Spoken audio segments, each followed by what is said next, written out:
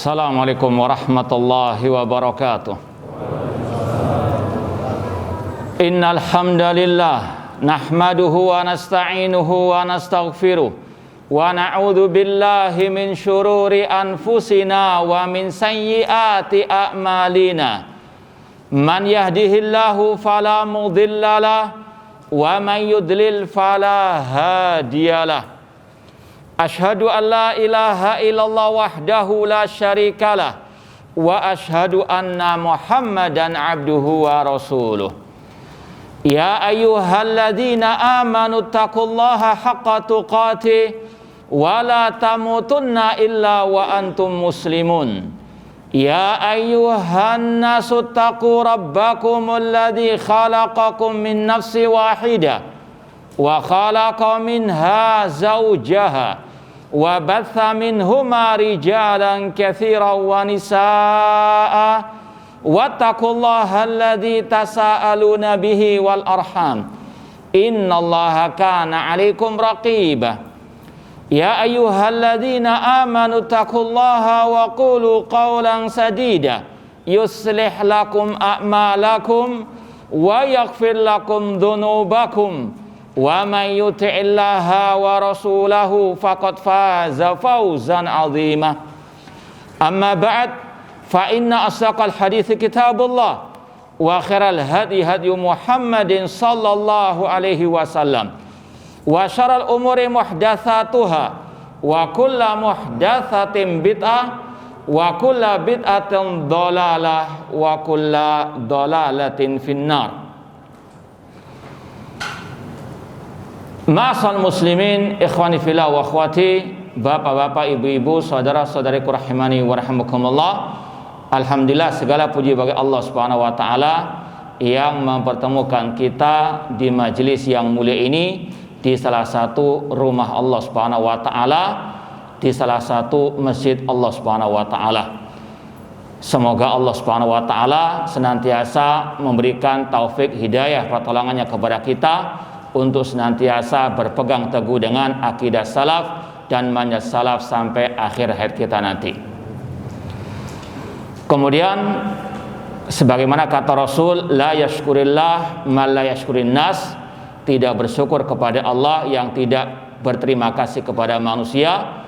Maka kami mengucapkan banyak terima kasih terutama kepada takmir masjid yang telah memfasilitasi kita untuk bisa kita mengadakan bedah buku, dan juga kita ucapkan banyak terima kasih kepada panitia yang mencurahkan tenaga, waktu dan semuanya untuk bisa terselenggaranya acara ini dengan seizin dari Allah Subhanahu wa taala. Semoga ini semuanya sebagai pemberat timbangan amal kebaikan kita di akhirat kelak. Ma'asal muslimin, ikhwani fillah wa akhwati rahimani wa rahimakumullah. Sebagaimana yang kita ketahui bersama, setiap muslim muslimah dalam beragama ini wajib untuk kembali kepada Al-Quran dan Sunnah dengan pemahaman para salafus saleh, yaitu para sahabat, tabi'in dan para tabi'u at-tabi'in. Tidak ada pemahaman yang benar dalam memahami Al-Quran dan Sunnah kecuali pemahaman para salafu as-saleh. Ini yang harus kita pahami bersama. Oleh karena itulah kewajiban kita senantiasa untuk mempelajari dan terus mempelajari akidah dan juga manhaj salaf, demikian pula wasiat-wasiat emas mereka. Karena terutama di zaman yang penuh fitnah ini, tidak ada jalan menuju kepada keselamatan fid dunya wal akhirah kecuali lewat jalan para salafus saleh. Sebagaimana yang telah masyhur hadisnya, sataftariqu hadil ummah ala 33 firqah kulluha finnar illa wahidah. Umat Islam terpecah menjadi 73 kelompok, semuanya diancam masuk neraka kecuali satu. Ketika Rasul ditanya, man hiya ya Rasulullah, siapa yang selama itu ya Rasulullah? Rasul menjawab, ma'an alihi wa ashabi. Demikian pula Rasul mengatakan, wa man ya'ish minkum fasara ikhtilafan katsira.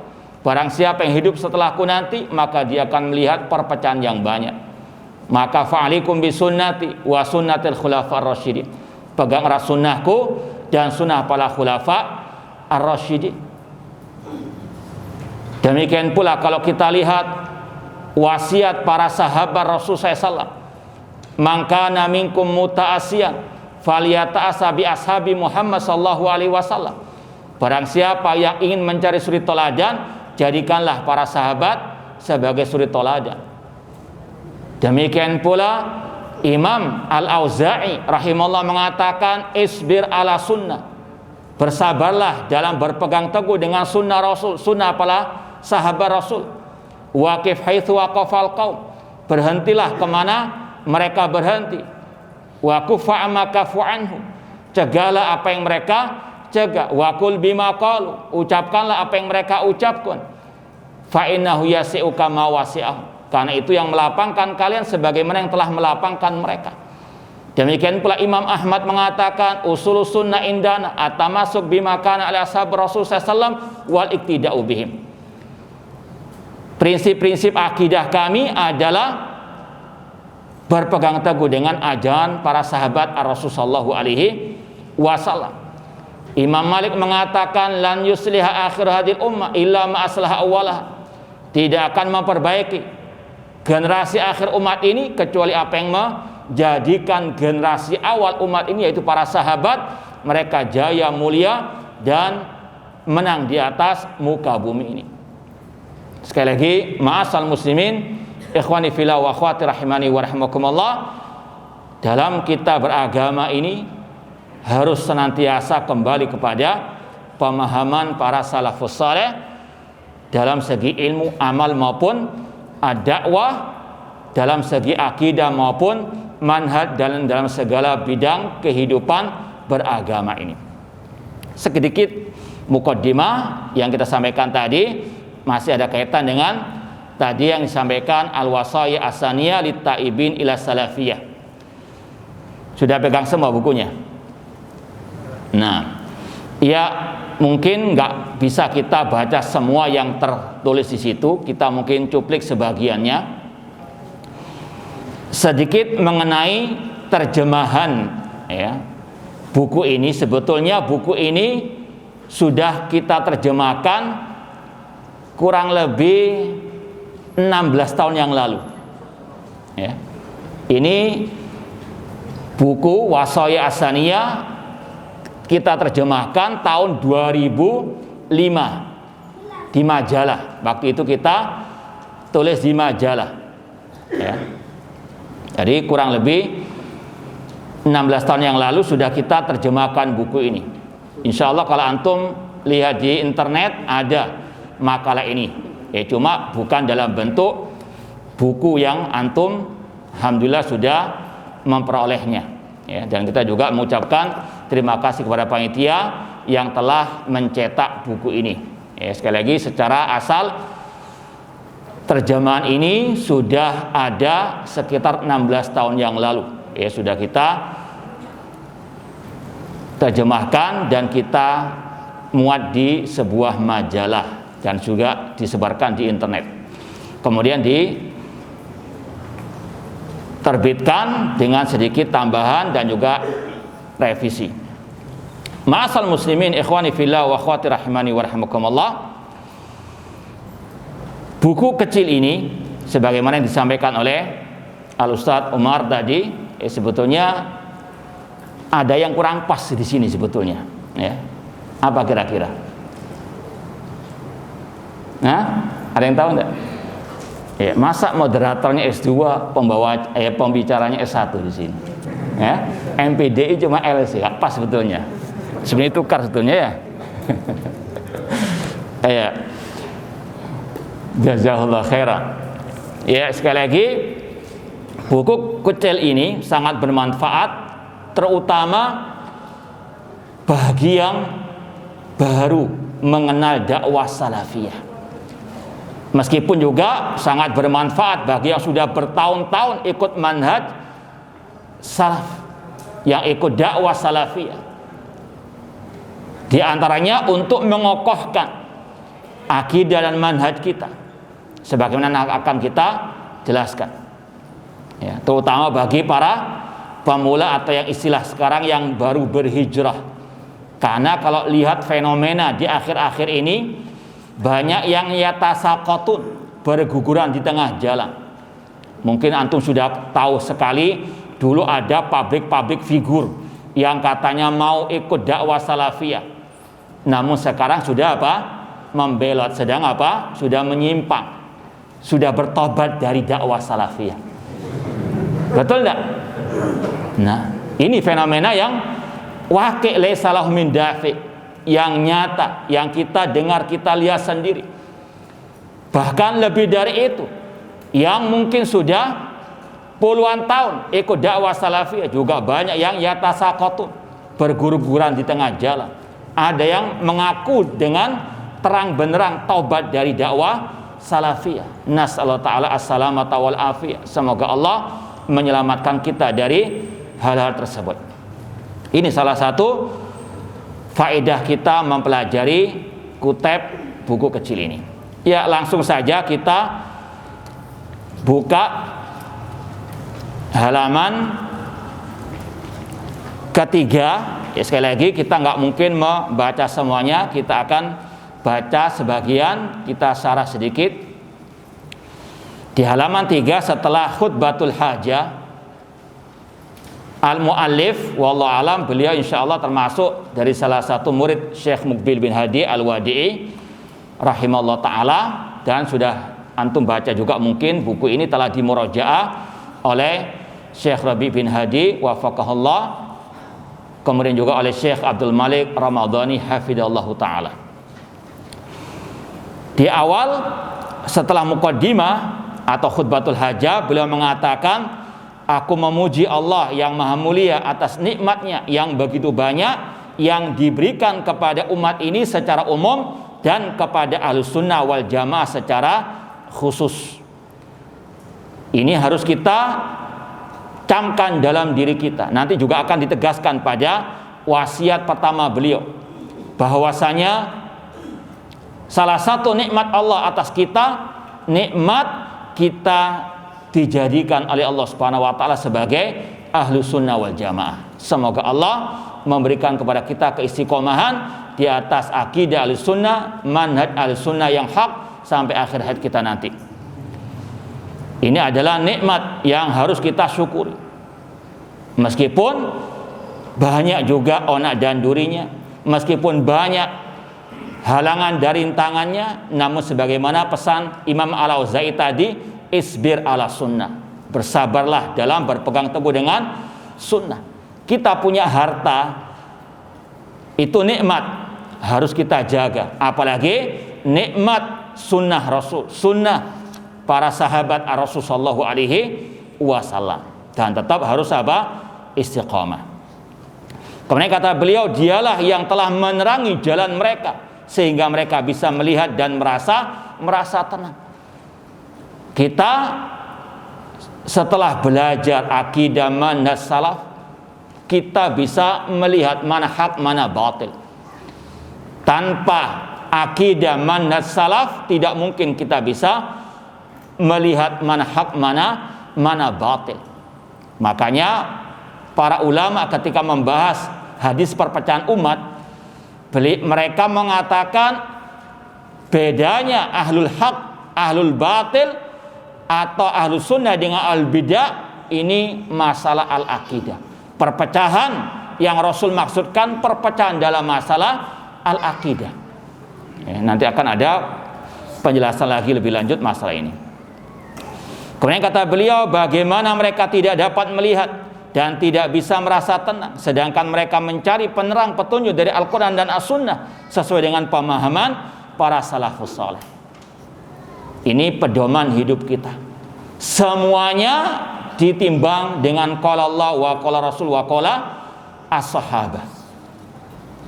ucapan siapapun, statement siapapun, timbang kembali dengan qala Allah wa qala Rasul wa qala as-sahabah. Yang dengan inilah kita tenang, kita mantap di atas akidah dan manhaj mereka.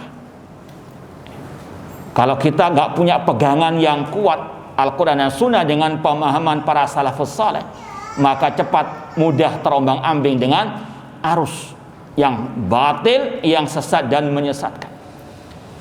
Makanya para ulama ketika menyebut di antara keistimewaan ahlu sunnah wal jamaah al-firqatin najiyah, thabatuhum alal haq, kokohnya mereka di atas kebenaran, tidak mencela-menceli, tidak pelin-pelan. Kenapa? Karena pedoman hidup mereka qala Allah wa qala Rasul wa qala as-sahabah. Tidak mudah terombang-ambing oleh arus sekencang apapun arus tersebut. Karena apa? Sekali lagi pedoman mereka kokoh. Oleh karena itulah Syekh Abdul Razak bin Abdul Muhsin Al-Abbad Al-Badr punya sebuah buku kecil tentang sabatu aqidatis salaf, kokohnya akidah para salaf. Dan beliau sebutkan kenapa mereka kokoh di atas akidah tersebut. Karena sekali lagi pondasinya kuat. Kemudian ikhwani fillah wa akhwati rahimani wa rahimakumullah, di muqaddimah penulis yaitu Syekh Ahmad Asy-Syaikhi hafizallahu taala, beliau menyebutkan ada fenomena orang-orang yang di halaman keempat, ya, kata beliau, dikala sebagian manusia menyimpang dari jalan mereka dan tidak menentu arahnya, sehingga mereka naudzubillah terfitnah dengan syubhat yang menyesatkan dan mereka tenggelam dalam syahwat. Meskipun demikian, alhamdulillah masih banyak dari manusia yang ingin bertobat kepada Allah. Artinya sekali lagi, di tengah orang-orang yang menyimpang dari ajaran Rasul, para sahabat Rasul, ada orang-orang yang Allah berikan hidayah, terutama orang-orang yang awam, orang-orang yang di atas fitrah salimah, ya. Mereka mungkin hanya ikut-ikutan arus, tapi ketika mereka mendapatkan hidayah dari Allah Subhanahu wa taala, mereka berpaling dari kesesatan menuju kepada kebenaran Al-Quran dan Sunnah dengan pemahaman para salafu as-saleh. Ya. Mungkin mereka pernah terpengaruh dengan kelompok-kelompok sesat seperti tadi kelompok Ikhwan Muslimin, kelompok-kelompok harokah, atau bahkan kelompok teroris. Ya. Ketika mereka mendapatkan hidayah sunnah, mulai mereka meninggalkan ajaran-ajaran tersebut. Ya. Ini yang ditekankan oleh penulis, ya, tentang orang-orang yang baru berhijrah. Kata beliau di halaman yang kelima, tidak diragukan lagi bahwa taubatnya mereka kepada manhaj salafi sangat menggembirakan kita semuanya. Kalau ada orang yang taubat dari kesesatan kepada petunjuk, dari penyimpangan kepada kebenaran, ini sesuatu yang menggembirakan. Namun kata beliau dari halaman 6, akan tetapi rasa gembira ini diiringi oleh rasa sedih dan duka atas apa yang kami temui dan yang kami saksikan pada sebagian mereka yang bertobat ke jalan salaf dari rasa bimbang dan bingung. Ini sekaligus, ya, ada rasa gembira melihat fenomena banyak manusia yang masuk ke dakwah salafiyah. Ya mungkin sekedar share pengalaman kisah, ya. Kita alhamdulillah hidup di Surabaya, mengenal awal-awal dakwah salafiyah di Surabaya sekitar tahun 94-an, ya. Mungkin sebagian belum ada yang lahir, ya. Ya, itu kajian dakwah salafiyah bisa dihitung dengan, ya, satu apa ini? Telapak tangan saja. Jarang kajian rutin, ya. Alhamdulillah, ana pribadi awal kali ikut kajian dakwah salafiyah bersama Al-Ustadz Walid, Al-Ustadz Abdurrahman bin Abdul Karim At-Tamimi hafidhallahu ta'ala. Waktu itu kita belajar pertama kali kepada beliau Al-Usulul Thalatha tahun 94. Itu kajian ya sangat langka di tahun itu. Insya Allah yang hidup di Surabaya tahun itu bisa memberikan komentarnya nanti, ya, bahwasanya sangat jarang sekali dakwah salafiyah atau kajian-kajian dakwah salafiyah. Alhamdulillah sekarang muncul di mana-mana dakwah salafiyah, bukan di Surabaya, di mana-mana, ya. Namun sekali lagi tadi ada fenomena yang juga memprihatinkan, yaitu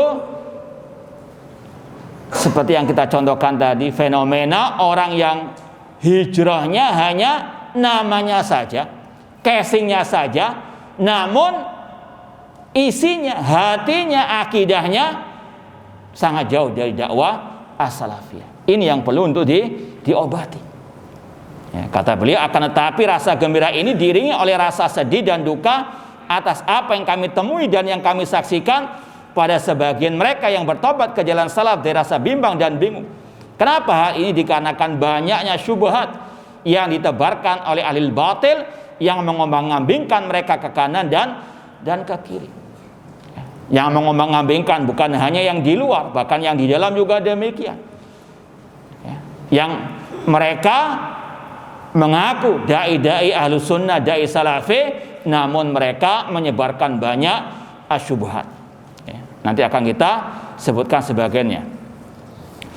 Oleh karena itulah, kata beliau, aku berkeinginan untuk menulis beberapa wasiat bagi mereka yang bertobat ke jalan as-salaf.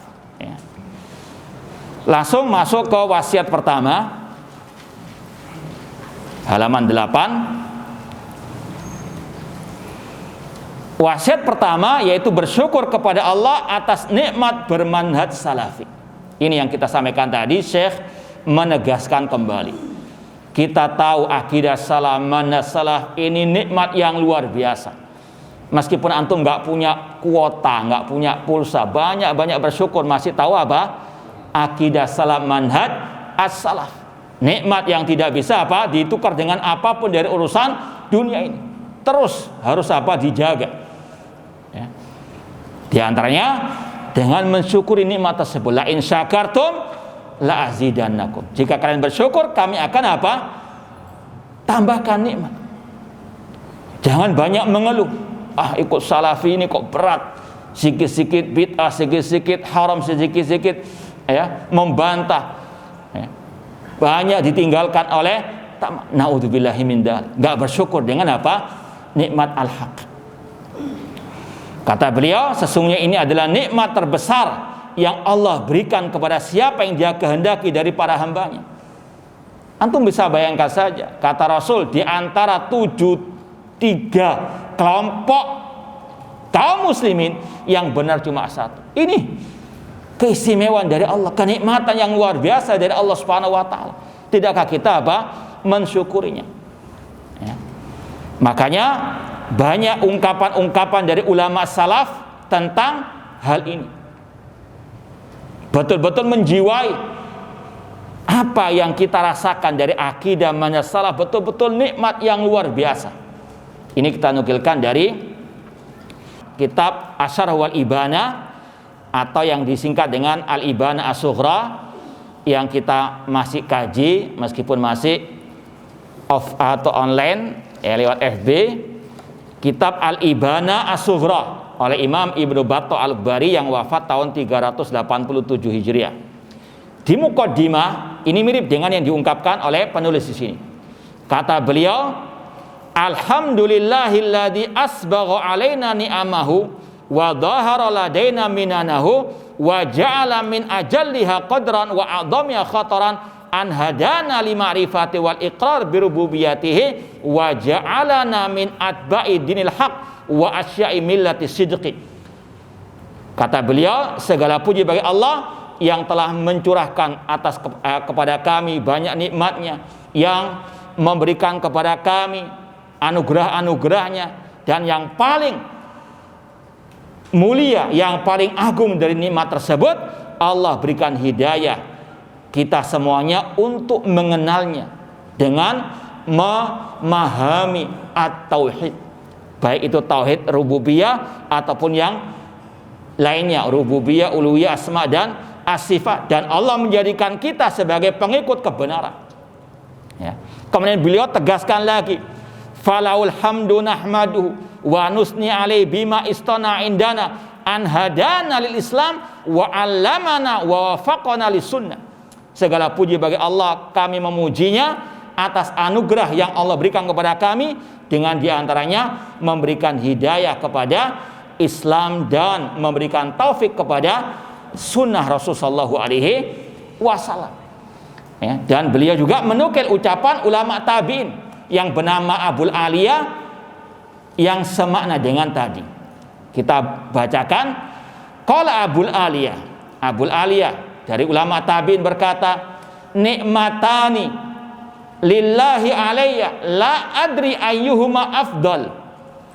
Kata Abul Aliyah, ada dua nikmat Allah atasku yang aku tidak tahu mana yang paling afdal. Apakah nikmat dunia? Tidak. Kalau salafus saleh banyak mewasiatkan kita urusan ad-din, ya, tanpa mengesampingkan tentunya urusan dunia, mengingkari hal tersebut. Kata Abul Aliyah, dua nikmat Allah atasku yang aku tidak tahu mana yang lebih afdal. An hadaniya lil Islam wal ukhra an asamaniya minar rafidah wal haruriyah wal murji'ah wal qadariyah wal ahwa. Kata beliau, apakah Allah memberikan hidayah aku kepada Islam, atau nikmat yang lainnya Allah menjagaku, melindungiku, menyelamatkanku dari ajaran kelompok Syiah Rafidah, kelompok Khawarij, kelompok Murji'ah, kelompok Qadariyah, dan semua kelompok-kelompok sesat. Ini kata Abul Aliyah, nikmat Allah yang paling mulia, yang paling agung. Bahkan beliau mengatakan, aku ya tahu lagi mana yang lebih afdal, antara nikmat aku bisa merasakan nikmat Islam atau nikmat di atas sunnah, jauh dari ajaran-ajaran yang sesat dan menyesatkan tersebut. Dan mungkin juga kita ingat ucapan Fudail bin Iyad rahimahullah, ma'an amallahu abdan nikmatan a'dhama min an arrafahum la ilaha illallah. Kata Fudail bin Iyad rahimahullah, tidak ada nikmat yang Allah berikan kepada hambanya yang lebih besar daripada Allah memahamkan seorang hamba kepada kalimat tauhid la ilaha illallah. Nikmat akidah, nikmat manhaj salaf, ini sekali lagi luar biasa. Maka sekali lagi harus betul-betul kita mensyukurinya, ya. Tapi yang namanya nikmat pasti ada orang yang hasad, iri dan dengki, ya. Seperti ungkapan sebagian orang, ya, kita yang beli AC yang panas sana, bukan kedinginan, yang panas sana karena odornya. Ya. Kata para ulama, inna likulli nikmatin hasida. Setiap nikmat ada orang-orang yang hasad, ya. Naudzubillahi min dzalik. Sebagaimana orang Yahudi hasad kepada ahli Islam, hasadan min indi anfusihim. Kok Nabi datang dari Arab bukan dari Bani Israel? Hasad mereka, tidak mau kebenaran. Maka sekali lagi ini harus kita pahami bersama. Namanya nikmat itu banyak orang-orang yang hasad, iri dan dengki. Sebagaimana kita posting di medsos kita kapan lalu ucapan Syekh Ibrahim Ar-Ruhaili hafidhallah ta'ala, seorang masyayikh al-sunnah di negeri, di kota Al-Madinah, dan alhamdulillah kita banyak menimba ilmu dari beliau. Di antara kitab As-Sunnah Al-Khallal, beliau mengatakan bahwasannya lewat pengalaman beliau, ya, ketika banyak orang yang memboikot beliau mengatakan tidaklah yang membenciku atau memboikot kajianku kecuali dua orang, yang hasad atau yang kena syubhat. Orang yang hasad tidak akan berhenti sampai nikmat hilang dariku, atau orang yang terkena syubhat itu hilang syubhatnya. Namun kata beliau, al-hasid asyad, orang yang hasad itu apa? Lebih parah. Maka cukup kita berdoa kepada Allah, Allahumma inna naj'aluka fi nuhurihim wa na'udzubika min syururihim. Qatalahumullah. Ma'asal muslimin ikhwani fillah wa akhwati rahimani wa rahmakumullah. Ini yang harus betul-betul kita tanamkan dalam diri kita, bahwasanya kita paham akidah salaf, manhaj salaf ini anugerah Allah yang luar biasa. Terus kita syukuri. Ya. Meskipun sekali lagi namanya dunia banyak onak dan duri, tempat ujian. Harus apa? Bersabar. Isbir ala sunnah. Apalagi Rasul SAW juga mengatakan, inna min waraikum ayyamas sabar. Di belakang kalian akan ada hari-hari yang penuh dengan kesabaran. Lil mutamasik fiha bima antum alai ajru khamsina minkum. Kata Rasul, orang yang berpegang teguh dengan kebenaran tersebut, dengan akidah Rasul, manhaj Rasul, itu mendapatkan pahala 50 kali lipat. Ya. Bahkan dibandingkan para sahabat Rasul sallallahu alaihi wasallam. Karena apa? Terasingnya mereka di zaman al-fitan. Kita sudah bahas juga di dalam pengajian kitab Aqidah Salaf Ashabul Hadis, ucapan Al-Imam Abu Ubaid Al-Qasim bin Salam rahimahullah. Beliau mengatakan al-mutamassik bisunnah kal qabid alal jamr, yang berpegang teguh dengan sunnah Rasul itu seperti yang memegang bara api.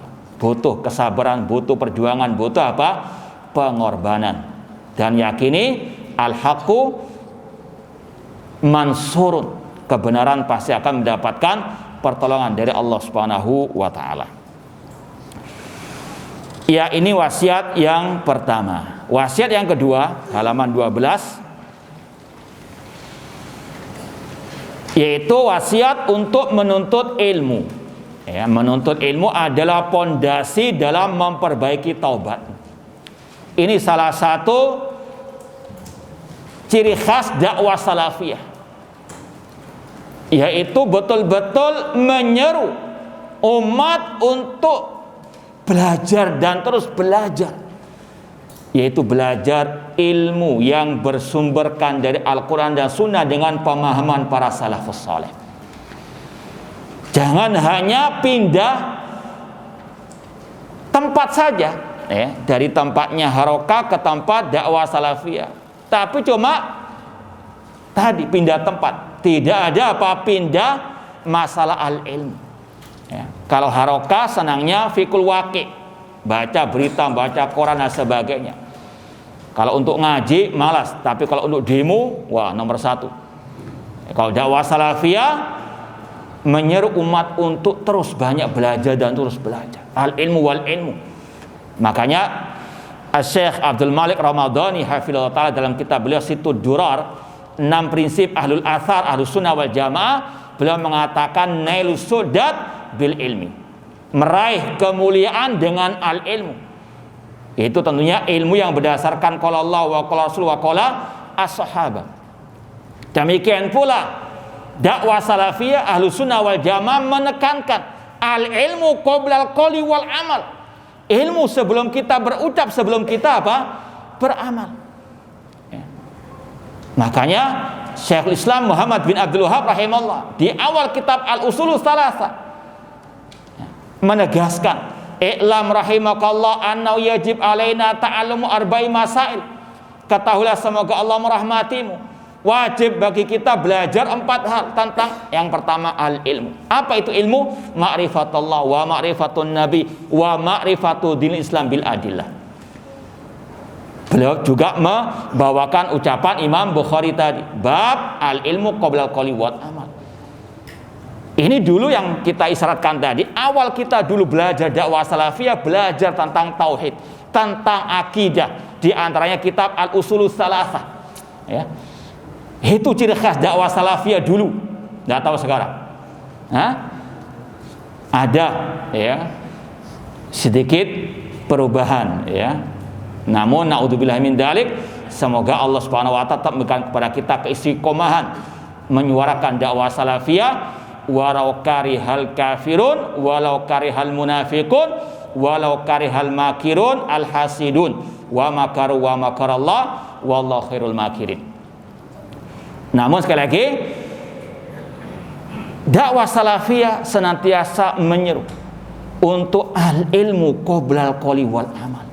Dan ini sering kita tegaskan, jangan asbun, jangan askom, apalagi di medsos, ya.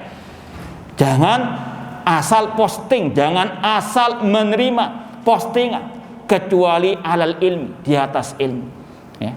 Jangan mengigau kalau menulis, jangan mabuk kalau menulis di medsos. Naudzubillah min dalik, bahkan tidak paham apa yang ditulis. Naudzubillah min dalik. Al ilmu qoblal qoli wal amal. Apalagi bagi seorang dai, seorang ustadz, ya, harus betul-betul banyak belajar dan terus belajar, ya. Menuntut ilmu adalah pondasi dalam memperbaiki tobatmu. Kenapa demikian? Kata beliau, karena syubhat itu kebanyakan menempel di relung hati dan akal. Orang yang baru bertobat, entah dari maksiat, dari syubhat ataupun syahwat, ada hal-hal yang masih menempel dari syahwat dan syubhat tersebut. Maka harus apa? Dibersihkan. Syubhat kebanyakan menempel di relung hati dan akalmu. Jika Anda tidak menghilangkannya dengan ilmu yang bermanfaat, maka Anda akan senantiasa dibayangi oleh syubhat tersebut dalam setiap perkataan, perbuatan, dan keadaan Anda. Bahkan dalam aktivitas dakwah Anda, sebagaimana ini adalah fakta dari kebanyakan manusia yang melompat dari tobat langsung berdakwah. Bahkan kita perhatikan juga, ada sebagian orang yang mungkin dulu pondoknya bukan pondok dakwah salafiyah, kemudian apa? Diangkat sebagai dai salafi. Apa yang keluar dari lisannya, dari tulisannya? Syubhat-syubhat harokah. Ini sekali lagi wajib untuk kita pahami, hati-hati. Kalau dia tidak membersihkan syubhat yang ada, dulu pernah mondok di pondok-pondok yang bukan pondok-pondok Ahlus Sunnah wal Jamaah, maka sekali lagi kalau dia tidak membersihkannya, ini berbahaya bagi umat. Mereka menyeru kepada dakwah salafiyah, tapi dicampuri dengan syubhatnya ikhwanul muslimin. Casingnya casing salafi, namun isinya haroki. Kalau istilah sebagian ulama, salafi apa? Haroki. Ini untuk segala apa? Membantah mereka. Ngakunya salafi, namun apa? Isinya haroki. Itu ketahuan lewat apa? Tulisan-tulisannya.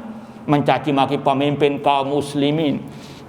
Kalau ada istilahnya pergerakan-pergerakan umat, sangat apa? Senang sekali. Ketika muncul misalnya kapan lalu ada yang membunuh, yang menghina Nabi, langsung apa? Disupport. Ini sekali lagi, ini kelakuan-kelakuan orang-orang apa? Arab senang dengan hal-hal seperti itu. Ini tidak bisa diketahui kecuali dengan al-ilmu wal ilmu. Sekali lagi hati-hati. Orang-orang yang apa? Casingnya salafi namun dalamnya haroki. Atau kepada Qutbiyah yang menyuruh kepada pengkafiran kaum muslimin. Ini tokohnya kelompok teroris, Said Qutb yang menyuruh kepada takfir kaum muslimin. Ahlus Sunnah dakwah salafiyah sangat jauh dari ajaran Al-Qutbiyah, pengkafiran terhadap pemimpin kaum muslimin, apalagi kepada kaum muslimin secara umum. Atau kepada Sururiyah Hizbiyah. Sururiyah itu kelompok yang lahir dari rahimnya kelompok ikhwan muslimin. Insya Allah sudah sering kita sampaikan, kelompok ikhwan muslimin yang didirikan oleh Hasan al-Banna di Mesir, yang sekarang sudah dilarang juga di sana di Saudi Arabia, ini yang menelurkan banyak penyimpangan-penyimpangan, kelompok-kelompok yang sesat menyesatkan. Dari kelompok ikhwan muslimin lahir kelompok Al-Qaeda, Usama bin Laden, kemudian lahir dari Al-Qaeda ISIS. Demikian pula pemikiran-pemikiran mereka ini banyak merusak Islam dan kaum muslimin. Di antaranya kelompok Sururiyah. Kelompok Sururiyah ini ingin memadukan antara dakwah salafiyah dengan ikhwaniyah, kelompok ikhwan muslimin. Di antara ajaran sesatnya mengatakan pelajaran kitab-kitab akidah salaf itu sudah tidak relevan, istilahnya begitu. Kering, tidak bisa menggerakkan umat untuk demo, untuk kudeta. Ya. Ini salah satu kesesatan mereka, menggembosi kajian akidah salaf. Ya, itu intinya. Jadi antum bisa menilai kalau orang-orang yang suka menggembosi kajian akidah salaf ini ada pemikiran-pemikiran apa? Ya, sururiyah, ikhwaniyah, hizbiyah. Naudzubillah min dzalik. Kemudian kata beliau, maka dakwah mereka kepada salafiyah tercampur dengan manhaj atau metode tertentu dengan dasar syubhat yang senantiasa menemaninya sebelum bertobat dan belum dimusnahkan. Maka sekali lagi ahli ilmu wal ilmu. Demikian pula ini tidak ditujukan hanya kepada yang baru menuntut ilmu tentang dakwah salafiyah, bahkan yang sudah lama tapi juga terkena syubhat-syubhat tersebut harus dibersihkan dengan ilmu, yaitu ilmu tentang al-aqidah. Ini sekali lagi garis pemisah antara ahlul haq dengan al-batil, al-sunnah, al-bidah, akidah salaf. Ya, kalau kita mau tahu mana al-haq, mana al-batil, ini garis pemisahnya masalah al-aqidah wal manhaj. Ada sebagian orang yang tadi casingnya salafi, namun apa dalamnya menyeru kepada kepemimpinan dalam berdakwah. Wah, kalau di Surabaya misalnya, kalau mengadakan kajian harus izin dulu Ustadz Fulan, ya. Harus ada apa? Untung nggak dibayar sekalian, ya. Ini ada gejala seperti itu. Harus izin dulu, kalau nggak izin, wah, langsung apa di boikot, langsung apa di provokasi. Ya. Ini wakil laisa lahu min dafi qatalahumullah. Yang ini menyuruh kepada kepemimpinan dalam apa? Berdakwah. Kalau nggak mau sami'na wa ata'na kepada ya si fulan itu nanti akan apa? Tadi diserang habis-habisan. Ya, ini namanya apa? Hizbiyah. Sebagaimana kelompok ikhwan muslimin dan yang lainnya. Yang lain menghancur leburkan sebagian pokok manhaj salafi dengan alasan hal tersebut seperti membantah atau mentahdir penyimpangan, menyebabkan kerasnya hati atau memutuskan hubungan persaudaraan.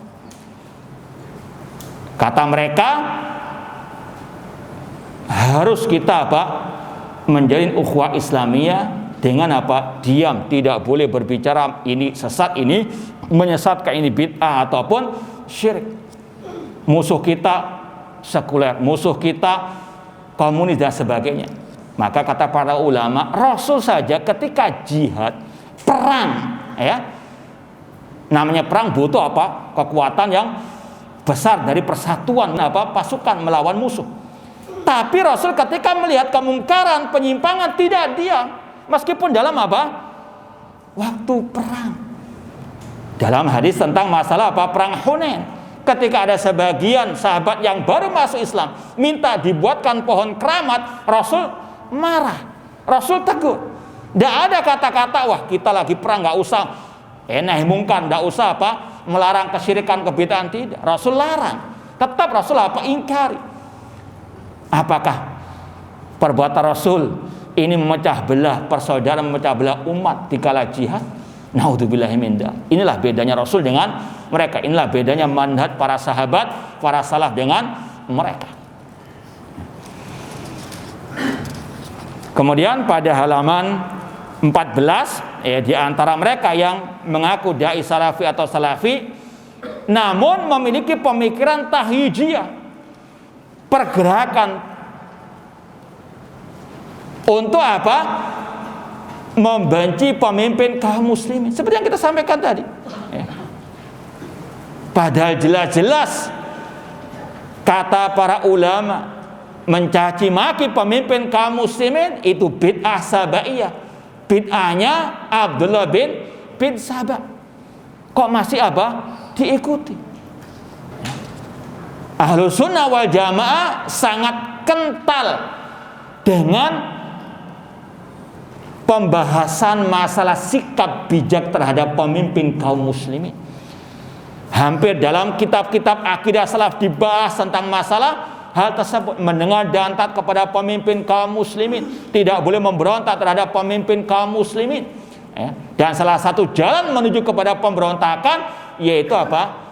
Al-lisan, caci makian terhadap pemimpin kaum muslimin. Dan itu yang pernah terjadi di zaman Al-Khalifah Rasyid Utsman bin Affan radhiyallahu taala anhu. Bagaimana beliau terbunuh? Di antara sebabnya karena apa? Tadi provokasi Abdullah bin Sabah al-Yahudi yang mencaci maki beliau dan disebarkan kepada kaum muslimin. Orang-orang awam khususnya terprovokasi sampai terjadi apa? Pembunuhan terhadap Din Nurain radhiyallahu taala anhu. Maka hati-hati dengan apa? Orang-orang yang menyuruh kepada provokasi tersebut. Semuanya di atas namakan salafiyah. Kepada Allah lah aku mengeluh, innalillahi wa inna ilaihi rajiun. Kemudian kenapa kok kita harus semangat belajar ilmu terutama masalah akidah salaf? Karena kadang-kadang syubhat itu mengombang-ambingkan, lalu merubah arahmu dari bertobat kembali ke salafiyah, sehingga Anda menjadi bingung atau Anda menyeru kepada syubhat itu sedang Anda merasa benar, padahal itu adalah kebatilan yang jelas. Bahkan kata beliau, berapa banyak orang yang mengaku-ngaku salafi dan berilmu yang mempermainkan, mengombang-ambingkan para pemuda yang bertobat kepada Allah. Ini sangat berbahaya. Jadi pembina orang-orang yang baru berhijrah, dia sendiri perlu untuk apa? Dia cuci otaknya dengan akidah salaf, manhaj salaf. Ini yang berbahaya, menelurkan generasi yang juga punya apa? Banyak syubhat seperti sang pembinanya. Ini berbahaya. Maka sekali lagi, al-ilmu wal ilm, terutama tentang akidah manhaj salaf yang tertuang dalam kitab-kitab akidah para salafu as-saleh. Karena ikhwani fillah wa akhwati rahimani wa rahimakumullah, kata Syekh, adapun masalah keutamaan ilmu, keutamaan para ulama, insya Allah sudah banyak kita mempelajarinya. Pindah ke wasiat yang berikutnya. Ini yang paling inti sekali dari pembahasan ini semuanya, yaitu mulailah mempelajari prinsip-prinsip ajaran Ahlussunnah wal Jamaah. Ini adalah ciri khas dakwah salafiyah, memprioritaskan dakwah taklim tentang akidah. Dan ini sekali lagi sudah disepakati oleh para ulama Ahlussunnah, prioritas dakwah salafiyah tentang al-akidah, tanpa mengesampingkan masalah-masalah agama yang lain. Sepertinya sudah masyhur di kalangan para ulama. Namun sekarang ini banyak yang memprotes hal ini, banyak yang menyelisih akan hal ini. Bahkan lebih parah lagi, menuduh yang dakwah tauhid itu sebagaimana khawarij, sebagaimana kalau kita mendakwai orang Yahudi, naudzubillahi min dzalik. Ini sekali lagi fenomena yang sangat menyedihkan. Kata beliau, mulailah mempelajari prinsip-prinsip ajaran Ahlussunnah wal Jamaah.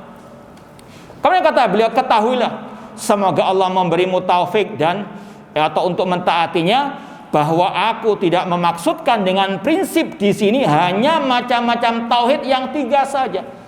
Ini yang harus antum ketahui juga. Prinsip ahli sunnah, akidah ahli sunnah bukan hanya berkaitan dengan pembagian tauhid menjadi 3, rububiyah, uluhiyah, dan asma wa sifat. Kata beliau, akan tetapi tauhid dan selainnya dari prinsip-prinsip ajaran ahli sunnah wal jamaah yang telah disepakati, yaitu yang tertuang dalam kitab-kitab akidah ulama salaf. Alhamdulillah, kita sejak awal dakwah di Surabaya tahun 2004, yaitu ada Pak Mindar hafizahullah ta'ala sebagai panitia pertama kita dulu. Semoga Allah memberikan banyak pahala kepada beliau. Itu tahun 2004, kita ngajar pertama kali Al-Qawaid Al-Arba', karangan Syekhul Islam Abdul Wahhab. Kemudian akidah wasitiyah. Mungkin hampir puluhan kitab-kitab akidah as-salaf yang sudah kita ajarkan.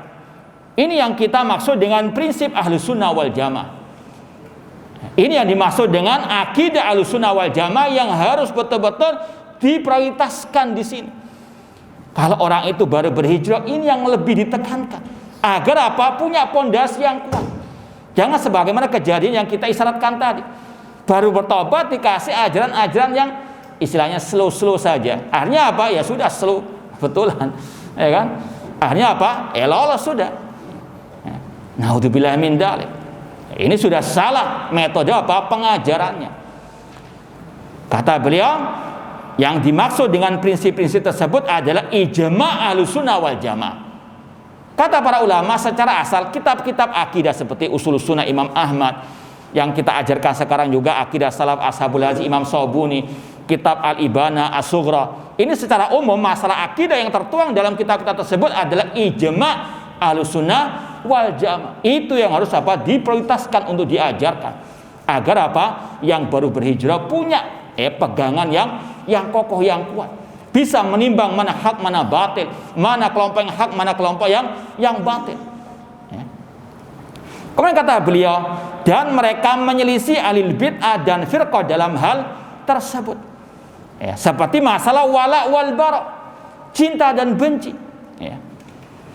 Ini kita mau sarah sedikit, kita nukilkan dari ucapan Syekh Abdul Aziz Ar-Rayis hafidhallahu ta'ala, yang juga sudah kita posting dan kita terjemahkan.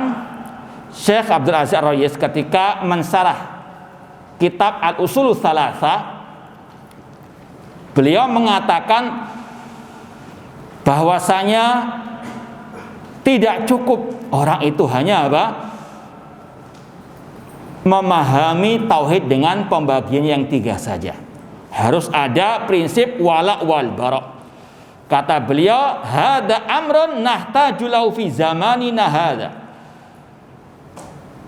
Kata beliau, wa huwa annahu la yakfi an ya'taqidal muslim as-sunnah wa tariqah salafiyah wa makan ali salafus salih, bal la budda minal hubbi wal bughdi fi dzalik. Tidak cukup hanya berpegang teguh dengan sunnah, mengikuti dakwah salafiyah, namun lebih dari itu harus ada wala wal bara, cinta dan benci karena hal tersebut. Yang di atas akidah manhaj salaf itu yang kita apa? Loyalitas kepadanya. Yang menyimpang kita berlepas diri darinya. Itu wala wal bara yang sebenarnya. Kemudian kata beliau, wa bid'atu aslina tarji ila amrayn.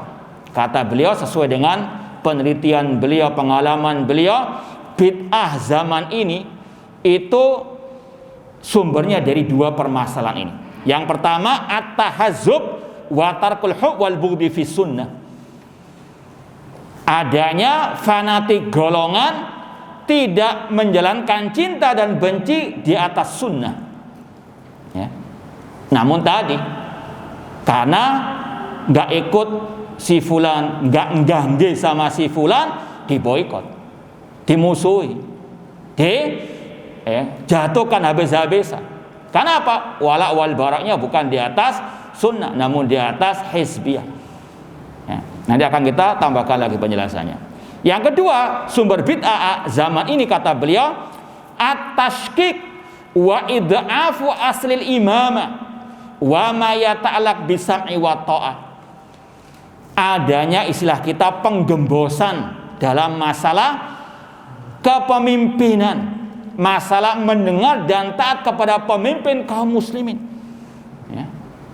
Seperti tadi, mencaci maki pemimpin kaum muslimin di medsos, mengkritik pemimpin kaum muslimin di medsos, padahal jelas-jelas kata Syekh bin Baz rahimahullah ta'ala, laisa min manhajis salaf at-tashhir bi uyubil wulad wa dzikru dzalika fil manabir. Kata Syekh Abdul Aziz bin Baz rahimahullah, bukan termasuk manhaj salaf mencaci maki pemimpin kaum muslimin di hadapan umum atau menyebutkannya di mimbar-mimbar kajian. Itu jelas-jelas kata beliau laisa min manhaji as-salaf, namun itu manhajnya Abdullah bin Sabah al-Yahudi. Bahkan ada yang lebih parah dari itu.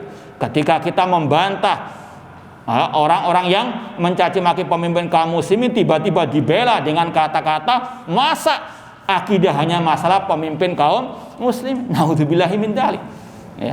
Ini sekali lagi kata Syekh Abdul Aziz hafizahullah ta'ala, sungguh benar apa yang beliau ucapkan. Bid'ah akhir zaman ini terutama di antara orang-orang yang mengaku Ahlus Sunnah atau Salafiyin, bid'ahnya di antara dua hal ini, yaitu fanatik bukan di atas sunnah, kemudian penggembosan terhadap kewajiban mendengar dan taat kepada pemimpin kaum muslimin. Bahkan kita mendengar juga ada sebagian orang-orang itu ketika IMB sekolahnya nggak turun, yang dicaci maki pemimpin kaum muslimin, dasar rezim dan sebagainya.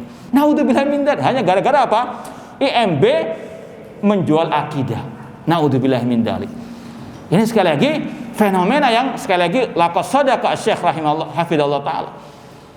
Bid'ah akhir zaman itu utama di tengah-tengah orang-orang yang mengaku Ahlus Sunnah dalam masalah ini.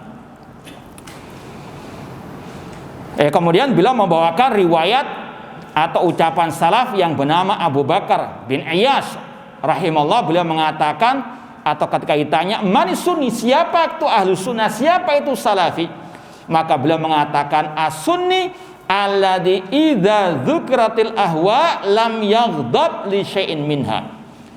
Kata Abu Bakar ibnu Iyas rahimahullah taala, as-sunni atau salafi adalah orang-orang yang apabila disebut tentang bid'ah, atau tentang yang menyelisih sunnah, tidak marah. Artinya apa? Kata beliau, la yata'assab illa ila sunnah, tidak fanatik kecuali kepada sunnah. Kalau yang menyimpang dari sunnah atau yang dia berbuat kebid'ahan, apalagi masalah akidah, bukan malah dibela. Namun inilah sekali lagi namanya bid'ah hizbiyah. Ketika orang itu menyimpang dari akidah salah, seperti tadi mencaci maki pemimpin kaum muslimin, dibela mati-matian. Ini bukan ciri apa? As-salafi, naudzubillah min dzalik. Kata Abu Bakar bin Iyas sekali lagi, Ahlus Sunnah atau as-sunni atau salafi apabila disebut tentang hawa nafsu atau bid'ah, dia tidak membela.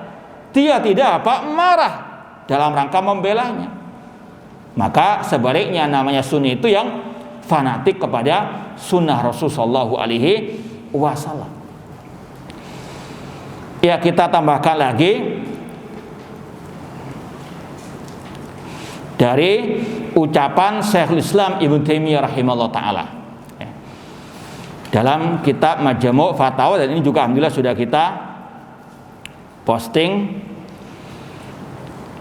Beliau Syekhul Islam Ibnu Taimiyah mengatakan, wa laisa li ahadin minhum an ya'khudha ala ahadin ahdan bimuwafaqatihi ala kulli ma yuriduhu wa muwalati man yuwali wa muadati man yuadi.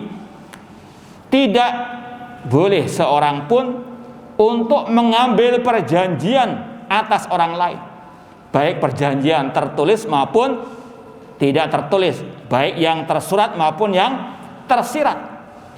Tidak boleh bagi seorang pun mengambil perjanjian untuk senantiasa menyetujui apa yang dia inginkan. Kalau sang bos menginginkan harus semuanya ikut, anak buahnya harus ikut semuanya, meskipun batil. Kalau enggak dipecat, kalau tidak dimusuhi, diboikot dan sebagainya. Kata beliau, tidak boleh hal seperti itu. Tidak boleh loyalitas karena hawa nafsunya tadi, atau memusuhi yang tidak mau ikut atau yang enggak mau ganggu kepadanya. Kata beliau, bal man fa'ala hada kana min jinsi jinkhis khan. Orang yang seperti ini wala wal baraknya sesuai dengan hawa nafsunya, itu seperti dengan Genghis Khan. Tahu Genghis Khan? Kenal enggak? Rajanya Tatar yang kafir, yang tidak mau ikut kepadanya, dibantai habis-habisan. Ini wala wal barak ala Genghis Khan, kata Syekhul Islam Ibnu Taimiyah rahimahullah. Wala wal baraknya bukan di atas sunnah. Meskipun orang itu di atas sunnah, namun kalau enggak ganggu kepadanya, dihabisi. Ini sekali lagi wala wal barak ala Genghis Khan, kata Syekhul Islam Ibnu Taimiyah rahimahullah di jilid atau di Majmu' Fatawa jilid 28 halaman 16. Kemudian di antara prinsip Ahlussunnah juga tentang masalah amar ma'ruf nahi mungkar. Dan di antara amar ma'ruf nahi mungkar ar-rad 'alal mukhalif. Ya. Sebagaimana yang dituangkan juga oleh Syekh Abdul Malik Ramadhani dalam kitab beliau Sittud Durar min Usul al-Athar, beliau mencantumkan bahwasanya ar-rad 'alal mukhalif minal amri bil ma'ruf wan nahi anil munkar. Membantah penyimpangan kesesatan itu bagian amar ma'ruf nahi mungkar. Jangan malah digembosi. Jangan malah yang membantah kesesatan malah dimusuhi. Ini keliru. Ini yang tidak paham akidah manhaj salaf yang sebetulnya. Ya. Kemudian juga bersikap terhadap para sahabat Nabi Shallallahu Alaihi Wasallam, menghormati serta membela mereka. Demikian pula di antara prinsip Ahlussunnah yang wajib ditekankan kepada para pemula dan juga kepada yang sudah lama dalam dakwah salafiyah tentang masalah bersikap kepada pemimpin kaum muslimin. Ini yang ditekankan oleh para ulama Ahlussunnah wal Jamaah. Kok masih dinyinyiri? Naudzubillah min dzalik. Ya, maka inilah syubhat-syubhat harokah yang masih ada pada sebagian orang-orang yang mengaku Ahlussunnah wal Jamaah. Bersikap kepada pemimpin kaum muslimin, bersikap kepada orang yang berbuat maksiat dan dosa besar, serta bersikap kepada ahli bid'ah dan membantah kebid'ahan mereka, serta bermuamalah dengan mereka dan sebagainya. Ini yang harus betul-betul dipelajari, terutama sekali lagi orang-orang yang baru hijrah, dan juga bagi yang sudah lama untuk menguatkan lagi di tengah-tengah fitnah badai yang luar biasa, ya, di tengah-tengah dakwah salafiyah ini. Kemudian kata beliau, mereka ulama Ahlussunnah memasukkan pembahasan-pembahasan tadi dalam kandungan kitab-kitab akidah dalam rangka menampakkan kebenaran dan menyelisih ahli ahwa dan firqah. Ini yang kita sampaikan tadi, pembeda garis, pembeda antara Ahlussunnah dan al-bidah. Ini masalah akidah asal. Dan mengkaji akidah nggak bisa sekali dua kali. Kata para ulama, tidak cukup dibaca saja, tidak cukup disampaikan sekali dua kali, harus terus disampaikan, terus. Ya. Namanya akidah itu Ya, harus tertanam dalam hati. Kalau sekedar di lisan saja, di telinga saja bisa keluar masuk begitu saja. Nanti akhirnya mencela-menceli. Ya. Kadang mencaci, kadang memuji. Ya. Kadang mengkritik di hadapan umum, kadang melarang. Ini karena tidak merasuk akidahnya. Hanya Ya, ikut-ikutan arus saja. Padahal ini yang ditahdzir, diperingatkan oleh Hudzaifah bin Yaman radhiyallahu ta'ala anhu. Sebagaimana dinukil oleh Imam Ibnu Battah al-Ubaid dalam Al-Ibanah Al-Kubra, beliau mengatakan, "I'lam anna dhalala haqqad dhalala an ta'rif ma kunta tunkir wa tunkir ma kunta ta'rif." Ketahuilah bahwasanya kesesatan yang nyata, yang sesungguhnya adalah engkau mengingkari apa yang engkau anggap baik kemarin, atau engkau menganggap baik apa yang engkau ingkari kemarin. Kata Syekh Abdul Aziz Ar-Rayis, ini yang masih berkaitan dengan masalah akidah, mencela-mencela dalam masalah al-akidah. Kan akidah sudah bagus, sudah paten, sudah. Jangan mencela-mencela, kata Hudzaifah bin Yaman, iyyaka wa talawun fi dinillah. Jauhkanlah diri kalian dari mencela-mencela dalam urusan agama, terutama dalam masalah akidah. Fa inna dinallahi wahid, karena agama Allah itu satu.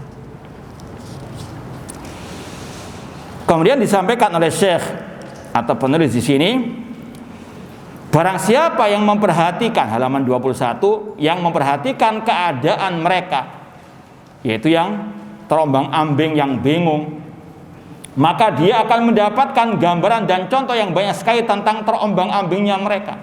Artinya yang masuk dakwah salafiyah nggak belajar akidah, maka banyak syubhat-syubhat yang ada dalam dirinya. Di antaranya, Anda mendapatkan orang yang baru bertobat ini pada awal mulanya sangat semangat menjauhi ahli bid'ah dan firqah beberapa saat lamanya. Namun ketika ada syubhat dari orang yang mengaku salafi, yang berkata sesungguhnya menjauhi ahli bid'ah dan tidak bermuamalah dengan mereka tidaklah benar, hal ini akan menyia-nyiakan kebaikan yang banyak sekali. Tidak ada satu orang pun yang maksum setelah Rasulullah SAW, ya, setelah Rasulullah SAW, mereka para sahabat radhiyallahu anhu juga pernah salah. Anda mendapatkannya telah sakit hatinya dan dia telah menelan syubhat. Ada syubhat. Siapa yang nggak pernah salah? Ya. Ini syubhat yang sering juga kita dengarkan ketika kita bantah dai-dai yang mencela-mencela, yang sesat menyesatkan, yang ahli syubhat. Ketika nggak bisa menjawab hujah kita, itu alasannya apa? Senjatanya semua orang bisa apa? Kita katakan iya, semua orang bisa salah karena Rasul mengatakan kullu bani Adam apa? Khata. Akan tetapi kesalahan itu bermacam-macam dan sumbernya juga bermacam-macam. Sebagaimana kata Al-Imam Al-Barbahari dalam kitab Syarh Sunnah.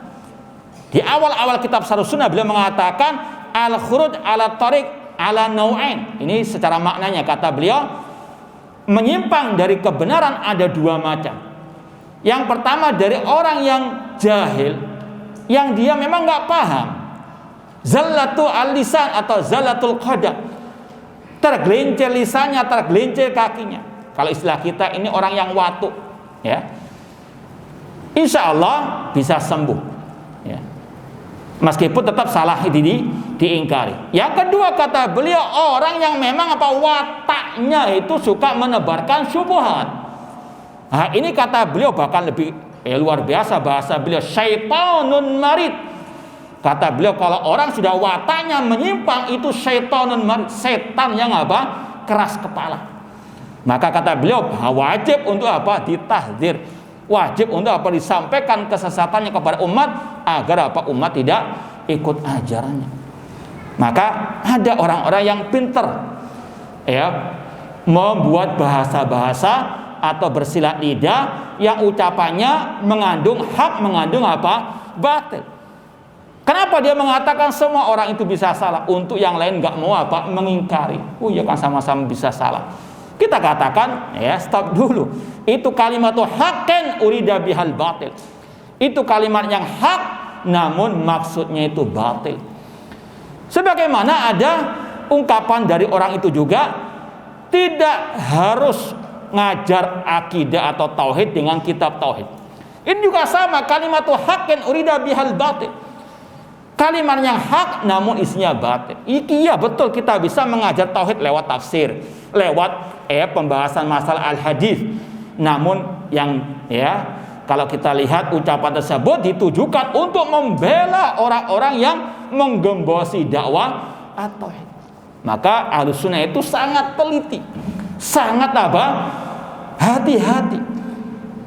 Sebagaimana para salafus saleh dahulu, Imam Ahmad ketika mendapati ungkapan bacaan Al-Qur'anku itu makhluk, ya, Imam Ahmad tahu ini ucapan sangat berbahaya, penuh dengan racun. Maka beliau katakan man qala Al-Qur'an atau man qala lafzi bil Qur'an makhluk fahuwa jahmi. Barang siapa mengatakan bacaan Al-Qur'anku itu makhluk, maka dia pengikut kelompok Jahmiyah. Wa man qala laisa bi makhluk fahuwa mubtadi. Barang siapa mengatakan bacaan Al-Qur'anku itu bukan makhluk, dia ahli bid'ah. Di stop oleh Imam Ahmad ucapan-ucapan yang mengandung hak, mengandung batil. Kalau kita murajaah sedikit pembahasan ini, ungkapan ini muncul dari kelompok Jahmiyah. Kata Imam As-Sabuni dalam kitab Aqidah Salasul Hadits, dulu awal-awal ahlul bid'ah dari kelompok Jahmiyah mengatakan Al-Qur'an makhluk. Dibantah habis-habisan oleh ulama Ahlussunnah. Barang siapa mengatakan Al-Qur'an makhluk maka dia kafir. Di antara Imam Ahmad, Imam Syafi'i dan yang lainnya. Kemudian mereka membuat syubhat yang halus. Ini ciri ahli bidah. Halus permainannya, cantik permainannya. Kadang jadi dalang saja. Ya. Tidak ketahuan, mempermainkan orang namun dari balik layar. Itu permainan ahli bidah, licik bin licin. Ya. Kelompok Jahmiyah mereka ketika diserang habis-habisan oleh Ahlussunnah, Al-Quran kalamullah bukan makhluk, barang siapa mengatakan Al-Quran makhluk maka dia kafir. Mereka membuat ini permainan bahasa. Bacaan Al-Quranku adalah makhluk. Maksud mereka sama dengan yang pertama, Al-Quran adalah makhluk. Tapi kalau dirinci kata para ulama, bacaan Al-Qur'anku itu ada dua kemungkinan bacaan Al-Qur'anku.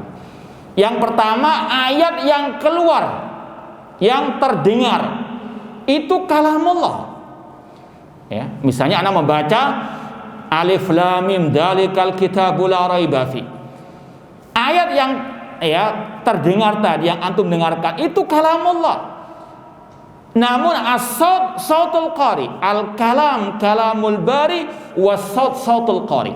Kata para ulama, istilah bacaan Al-Qur'anku itu mengandung dua kemungkinan. Kalau yang dimaksud suara itu makhluk, suaranya apa?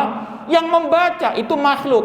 Namun ayat-ayat yang terdengar itu adalah kalam Allah. Itu ciri ahlul kalam, ahlul bidah. Terkadang ucapannya mengandung hak, mengandung batil. Seperti kelompok Khawarij. Di zaman Ali bin Abi Thalib, mereka mengatakan inil hukmu illa lillah. Tidak ada hukum kecuali hukum Allah. Kata Ali bin Abi Thalib, kalimatu haqqin urida bihal batil. Kalimat yang hak namun maksudnya apa?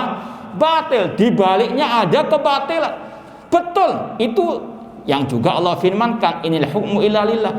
Cuma maksudnya kelompok Khawarij, kalau sekarang kelompok teroris, maksud mereka yang tidak berhukum dengan hukum Allah kafir secara mutlak. Hati-hati. Sekali lagi, mereka pintar bersilat lidah. Nah, maka harus apa? Waspada, hati-hati, banyak-banyak mempelajari akidah salaf, karena mereka sangat teliti dalam masalah-masalah seperti ini. Kemudian kata Syekh di halaman 22,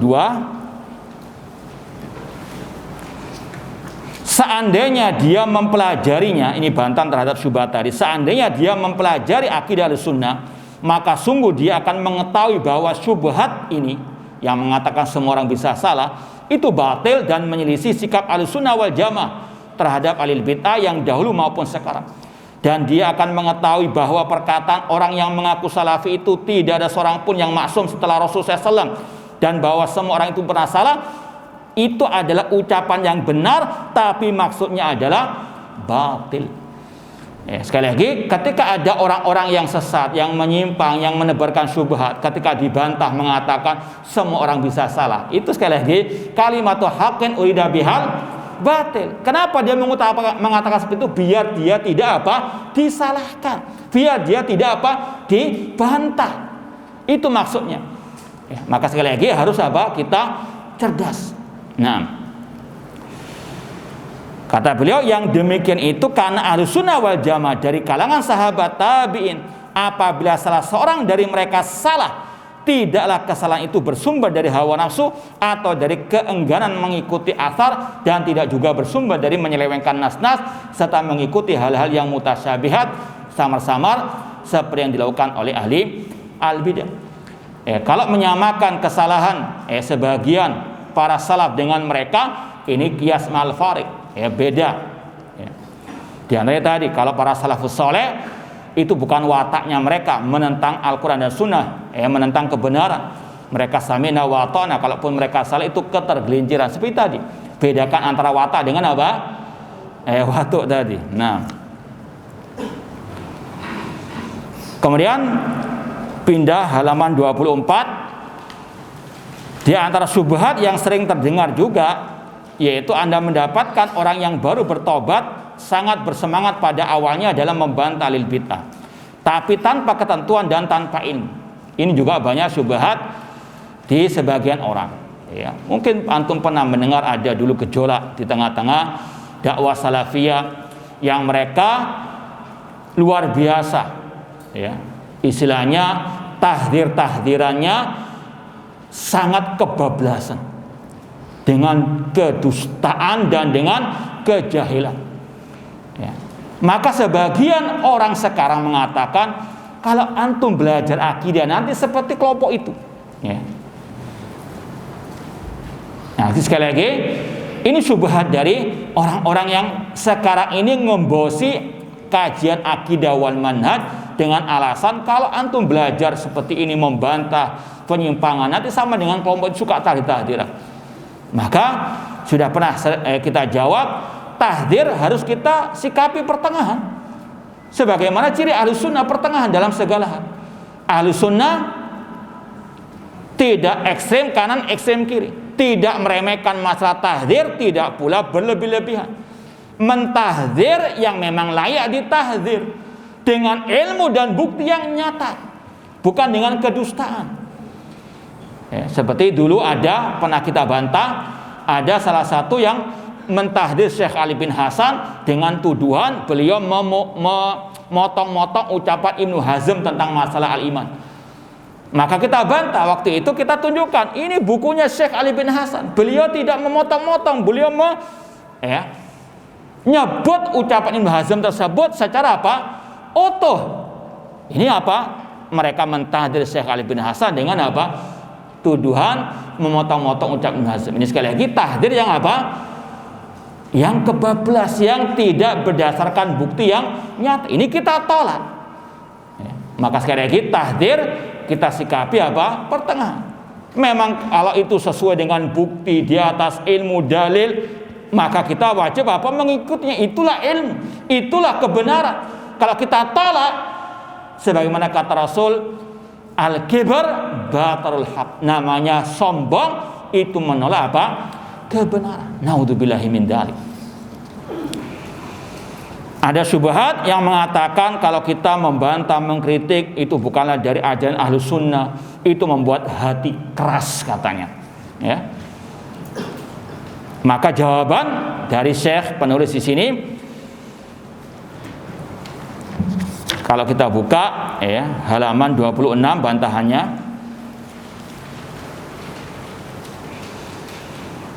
kalau dikatakan membantah penyimpangan itu menjadikan hati keras, kata beliau, kita dapatkan para imam dari kalangan para sahabat, tabi'in dan para pengikut mereka. Mereka dalam keadaan bertakwa, zuhud, takut kepada Allah. Hati mereka sangat lembut, padahal mereka sangat sering membantah orang atau kelompok yang menyelisihi Al-Quran dan Sunnah Rasulullah SAW. Imam Abdullah bin Mubarak, Imam Ahmad bin Hanbal, Yahya bin Ma'in dan seterusnya dari ulama-ulama Ahlus Sunnah, mereka terkenal membantah ahlul bid'ah, membantah syubhat, membantah penyimpangan. Namun mereka juga sejarah hidup mereka dipenuhi dengan zuhud, wara, takut kepada Allah tabaraka wa ta'ala. Yang suka membantah dikatakan terlalu keras, dikatakan tidak berakhlak. Ini semuanya karena tidak sesuai dengan hawa nafsunya. Bukan karena Al-Quran dan Sunnah Rasulullah SAW yang dia pegang. Maka hati-hati, ada orang-orang yang suka memutar kebalikan fakta, yang pintar bersilat lidah. Maka wasiat beliau di halaman 28, berhati-hatilah dari rasa lemah, loyo dan putus asa terhadap apa yang menimpamu di jalan Allah. Kalau kita berpegang dengan akidah, dengan manhaj salaf, melaksanakan amar ma'ruf nahi munkar, melaksanakan prinsip-prinsip Ahlus Sunnah, banyak musuh, banyak yang hasad, iri dan dengki. Maka kata beliau, berhati-hatilah dari rasa lemah, tetap semangat meskipun harus pindah kajian, ada masalah. Betul enggak? Dan jangan putus asa terhadap apa yang menimpamu di jalan Allah. Ingat firman Allah Subhanahu wa taala, fama wahanu lima asabahum fi sabilillah wa ma dha'afu wa mastakanu wallahu yuhibbus sabirin. Mereka tidak menjadi lemah karena bencana yang menimpa mereka di jalan Allah, dan tidak lesu dan tidak pula menyerah kepada musuh. Allah menyukai orang-orang yang berbuat kebaikan. Dan yakini innal batila kana zahuqa, kebatilan pasti akan hancur. Kemudian wasiat yang keempat, janganlah mengambil ilmu kecuali dari ulama Ahlus Sunnah wal Jamaah. Ini yang kita sampaikan tadi, bahwasanya salah satu sebab penyimpangan kesesatan itu salah menimba ahli ilmu. Orang-orang yang masih punya syubhat dijadikan sebagai pembina, sebagai guru, ustaz dan sebagainya. Banyak yang tertipu. Ini sangat berbahaya.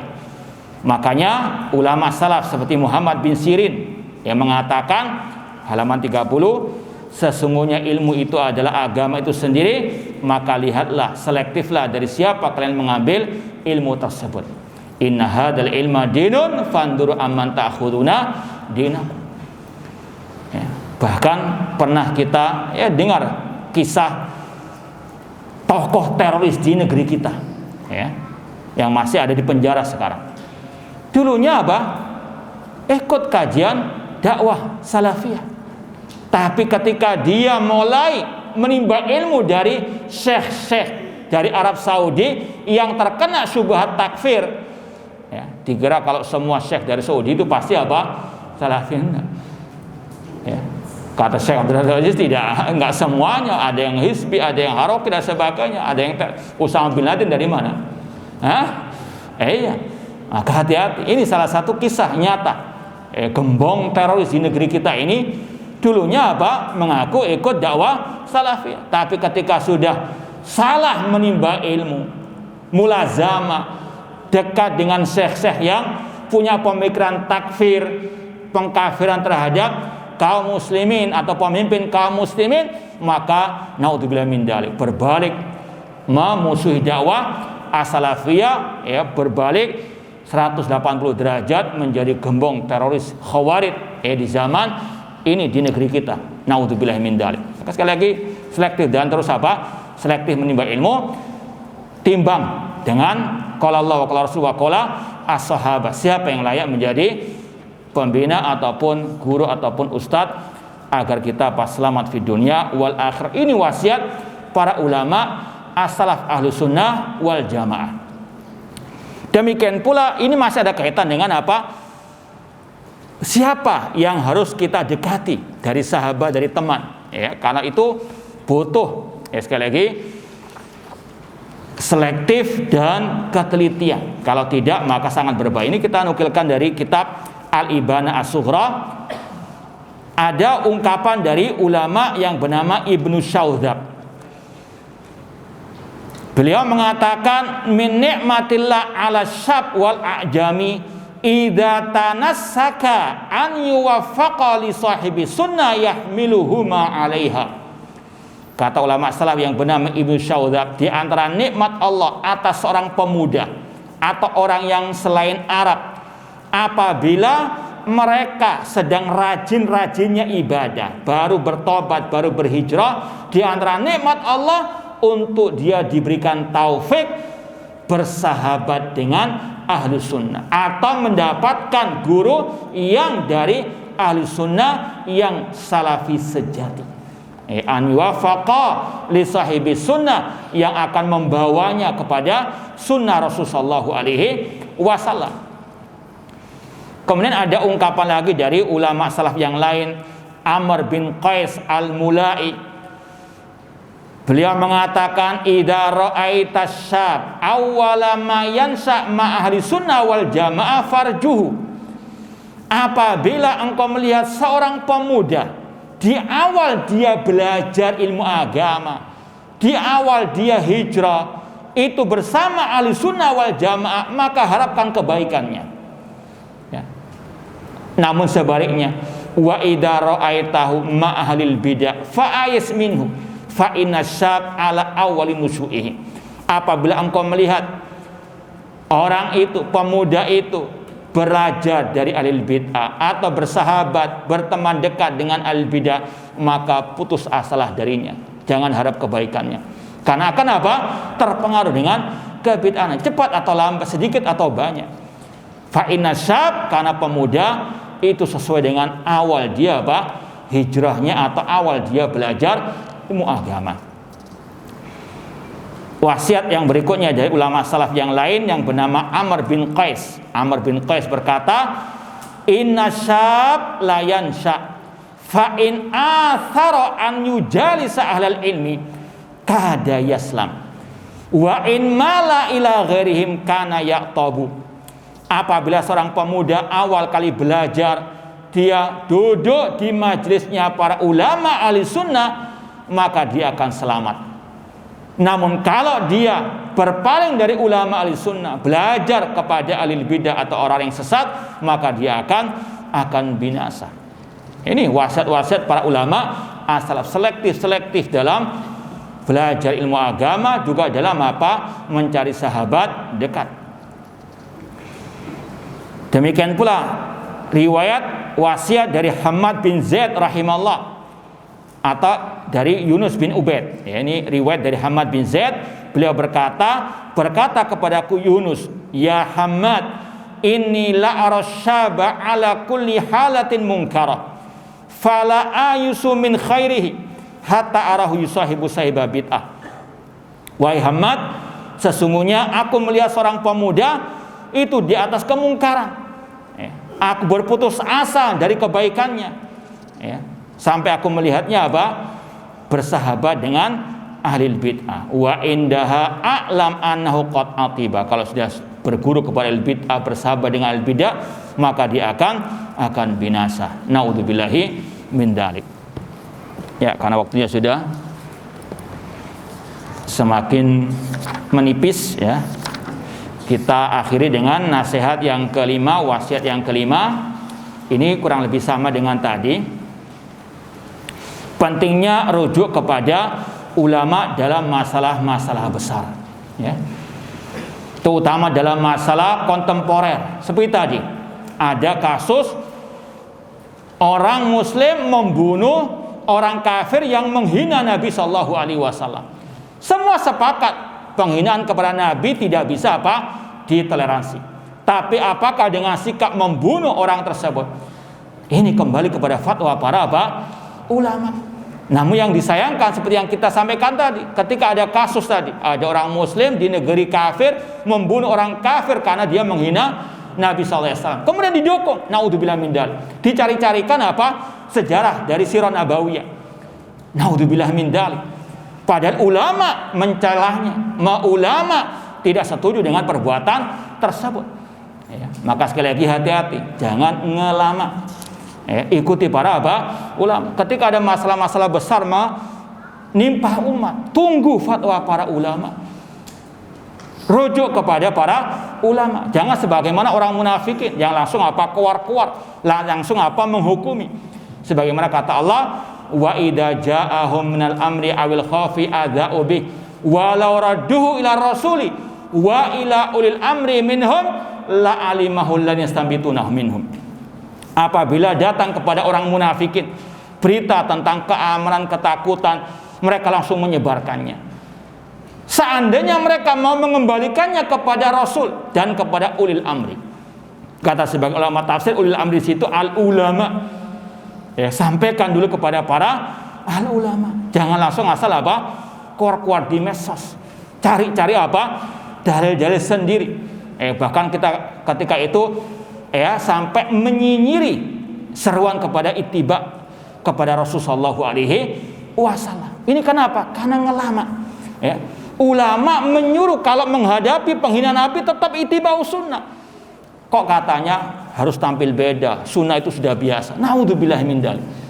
Ini sekali lagi bedanya ulama dengan ngelama dan bedanya yang mengikuti ulama dan yang ngelama tersebut. Kemudian di sini disampaikan riwayat dari sebagian para salaf bagaimana mereka senantiasa rujuk kepada para ulama. Semoga Allah Subhanahu wa taala senantiasa memberikan kepada taufik hidayah kepada kita semuanya untuk bisa istiqamah di atas akidah manhaj salaf sampai akhir hayat kita nanti, dan semoga Allah Subhanahu wa taala mengumpulkan kita bersama Rasul dan para sahabat di surga kelak. Allah taala.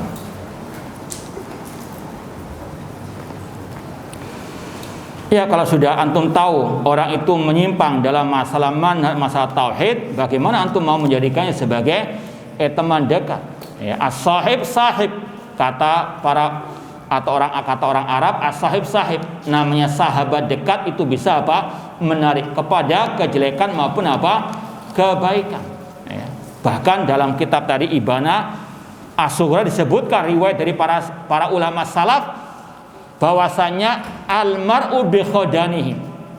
Kata Abdul Mas'ud, seseorang itu tergantung agama sahabat dekatnya. Kalau agamanya jelek, akidahnya rusak, pasti akan terpengaruh cepat atau lambat. At-tuyur bi asbahiha taqa. Namanya burung akan bertengger dengan yang sejenisnya. Burung gagak pasti akan bertengger dengan apa? Burung gagak. Demikian seterusnya.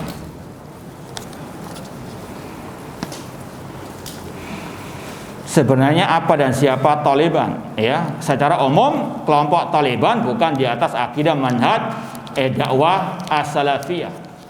Mereka menyimpang dari ajaran dakwah as-salafiyah, maka batil kalau dinisbatkan kepada dakwah as-salafiyah. Naudzubillahi min dzalik.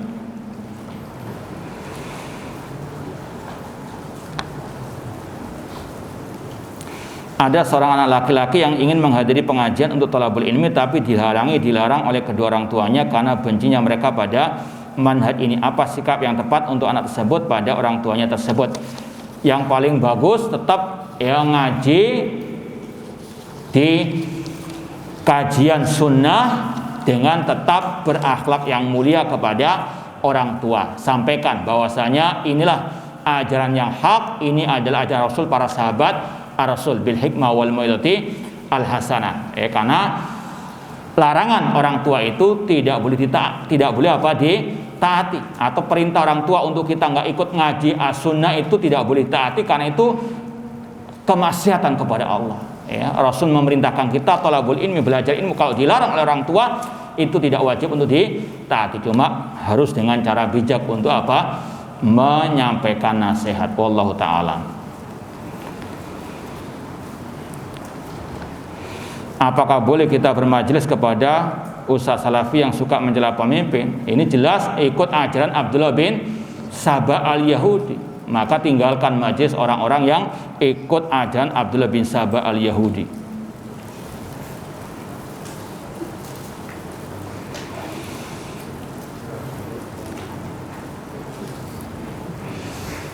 Bolehkah menghibah lil bidah? Menghibah boleh dalam beberapa keadaan, sebagaimana kata para ulama seperti Imam Nawawi dalam Riyadhus Shalihin dan juga ulama-ulama yang lain, sebagaimana yang diringkas oleh seorang penyair dalam 2 bait syairnya, al-qadhu laisa bighibatin fi sittatin. Mencela itu bukan ghibah yang terlarang dalam 6 keadaan.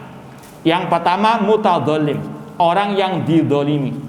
Boleh dia menghibah orang yang dolim tersebut.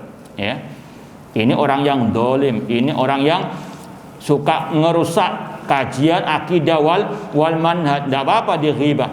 Itu hibah yang dibolehkan kata para ulama karena mereka orang-orang yang dolim. Demikian pula mu'arrifin. Keadaan yang kedua mu'arrif itu memperkenalkan orang lain dengan menyebut cacat atau keburukannya. Mohon maaf, misalnya dalam perawi-perawi hadis ada istilah perawi namanya al-a'raj, yang pincang. Ini namanya apa? Terkenalnya al-a'raj, padahal nama aslinya Abdurrahman bin Hurmus. Disebut oleh para ulama hadis sebutannya yang masyhur, yang viral, yaitu al-a'raj, artinya yang pincang. Bukan mencela, tapi untuk memperkenalkan. Ada lagi rawi hadis namanya al-a'mas, yang cacat matanya. Namanya Sulaiman bin Mahran. Boleh untuk mu'arif saja, bukan untuk mencela aibnya tersebut. Yang ketiga, orang yang muhadziri, mentahdzir kebid'ahan, penyimpangan. Ini pembahasan kita. Boleh menghibahnya. Bahkan kata Syekhul Islam Taimiyah rahimahullah, ar-radu alal mubtadi' mujahid. Orang yang membantah alil bid'ah itu mujahid. Yang keempat yang boleh menghibah yaitu orang yang mujahirin fiskon, menyebut tentang kelakuan orang-orang yang bangga dengan kemaksiatannya, dengan kejahatannya.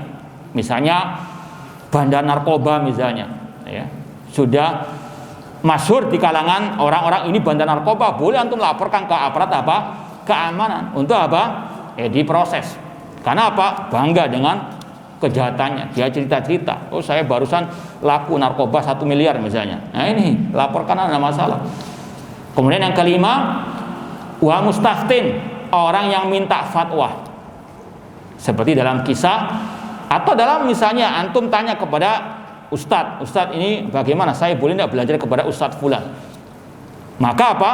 Ini boleh, bukan menghibah yang haram. Mustaftin minta apa? Fatwa. Sebagaimana kisah Hindun waktu dahulu atau Fatimah bintu Qais atau juga Hindun juga sama minta fatwa kepada Rasul. Ya Rasul, ya Rasul, suamiku ini tidak memberikan uang belanja yang cukup padahal dia apa? Mampu. Kata Rasul, ambil enggak apa-apa. Uangnya apa? Secukupmu. Jadi sekali lagi boleh minta fatwa dengan menyebut nama orang itu menghibahnya. Tujuannya minta fatwa. Kemudian yang keenam, wa man talaba al-i'ana al-izati munkari, meminta tolong kepada yang berwenang untuk menghilangkan kemungkaran. Wallahu a'lam. Sudah cukup, sudah, jangan banyak-banyak.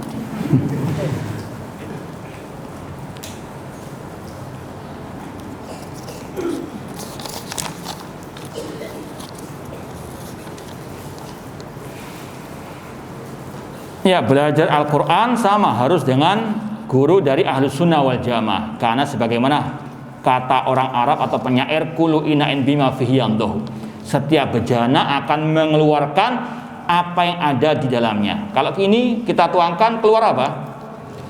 Ya, demikian pula setiap guru, kalau dia mengajar Al-Quran, pasti juga akan keluar masalah akidahnya, masalah manhajnya. Demikian pula yang mengajar bahasa Arab, bukan hanya bahasa Arab yang akan keluar dari mulutnya, tapi juga masalah apa? Akidahnya. Maka sekali lagi, sebagaimana kata Syekh Muhammad bin Utsaimin, belajar bahasa tetap dari ulama ahli sunnah atau dari ahli sunnah wal jamaah. Kalau dari ahli bidah pasti akan ada syubhat-syubhatnya.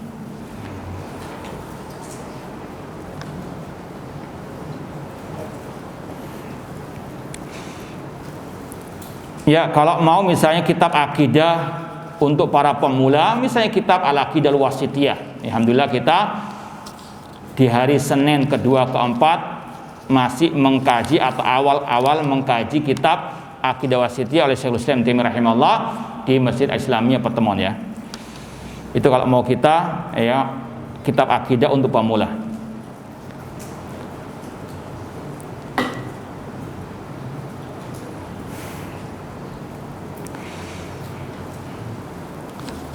Iya, kalau ini ada pertanyaan dari mungkin akhwat, bolehkah mengajukan khulu karena suami bertahun-tahun tidak mau mencari nafkah tetapi banyak maunya, di antaranya main HP-an. Ya suruh nikah sama HP aja ya. Iya, secara asal boleh meminta khulu, ya. Bahkan sesuatu yang tidak sampai ke derajat tadi. Intinya dalam kasus tadi dibolehkan. Karena sekali lagi suami tersebut telah meninggalkan kewajibannya mencari nafkah dan hanya apa? Main HP. Nah,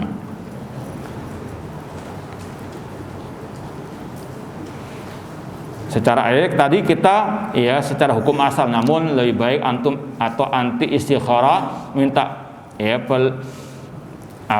pilihan kepada Allah Subhanahu wa taala sebelum jauh melangkah. Ya, apalagi juga perlu nasihat dan seterusnya.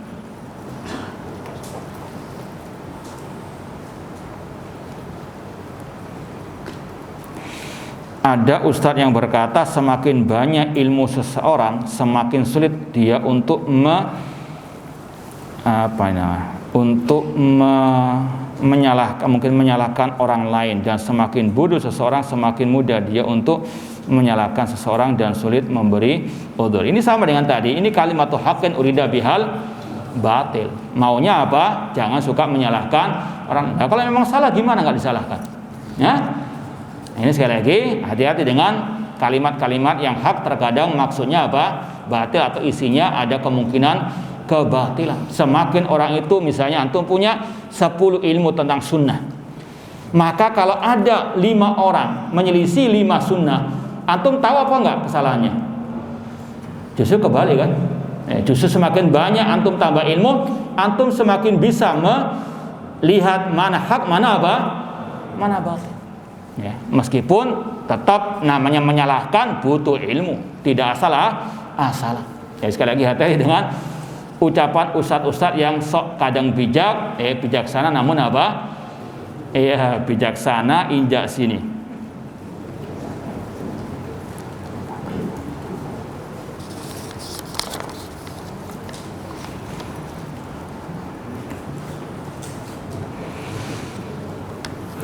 mengkritik program pemimpin yang dimaksud pemimpin kaum muslimin yang tidak benar, apakah termasuk mencaci seorang pemimpin?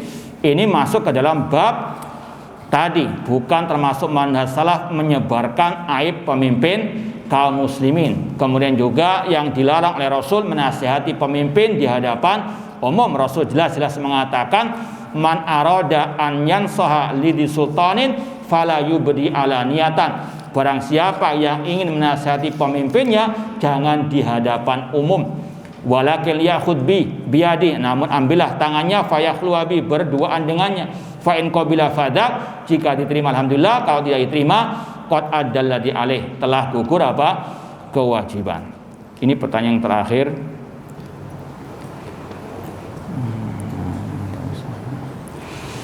Iya, ini juga berkaitan dengan ustadz-ustadz yang ngajar kitab-kitab besar tapi nggak bisa bahasa Arab. Ini ada, kita tulis di footnote-nya ya, nanti baca sendiri ya. Jadi sekali lagi, apa yang kita sampaikan tidak lain tidak bukan kecuali ya hanya mengikuti apa yang dikatakan oleh para salafus saleh ya, seperti yang dituangkan oleh penulis di sini, wasiat emas bagi pengikut manhaj as-salaf. Ya, mudah-mudahan bermanfaat. Dan semoga Allah Subhanahu wa taala memberikan kepada kita kekuatan dan taufik hidayahnya untuk kita bisa istiqomah di atas akidah manhaj salaf sampai akhir kita nanti. Dan sebelum kita akhiri, sekali lagi mengucapkan banyak terima kasih kepada takmir masjid dan juga kepada panitia atas terselenggaranya acara ini. Semoga sekali lagi amal kita diterima oleh Allah Subhanahu wa taala. Jazakumullahu khairan katsiran wa barakallahu fikum. Kita akhiri aqul qouli hadza wa akhiru da'wana anil hamdulillahi rabbil alamin. Wassalamualaikum warahmatullahi wabarakatuh.